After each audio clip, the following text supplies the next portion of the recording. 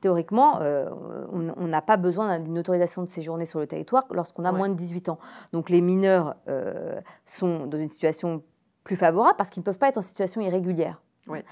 Donc tout le jeu de l'État consiste à contester leur minorité, à dire qu'ils sont majeurs. Comment ils font ?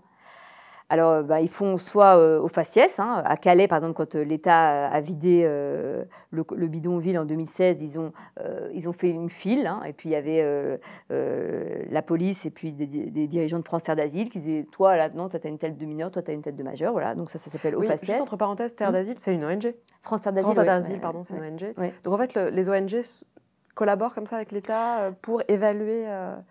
Ah oui, tout à fait. Ouais, parce qu'on pourrait croire qu'ils protégeraient, en fait, qu'ils seraient une ONG pour protéger les... Ouais, alors France Terre d'Asile, et puis depuis la Croix-Rouge, participent, parce que en fait, finalement, c'est devenu... Ils ont créé des cellules d'évaluation de la minorité, des jeunes, et qui sont gérées donc, par des associations. Donc c'est des appels d'offres, et c'est des associations qui, d'une manière générale, en fait ça c'est aussi c'est un autre aspect, mais qui se rencontre pas seulement en droit des étrangers, c'est-à-dire que l'État délègue un certain nombre d'associations qui sont toujours les mêmes, et donc qui dépendent financièrement de l'État, et qui sont finalement une excroissance de l'État, délègue des tâches comme celle-là, c'est-à-dire de faire une première évaluation de la minorité des jeunes. On se demande, France Terre d'Asile, quelle est leur spécialité, qu'est-ce qu'ils s'y connaissent en matière de jeunesse?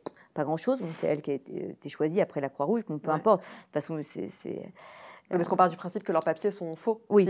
Oui. Alors pour beaucoup... Il faut quand même voir, s'ils ont des papiers. Je veux dire, la carte d'identité avec photo, c'est quand même un apanage des citoyens des pays riches. Ouais. Je veux dire,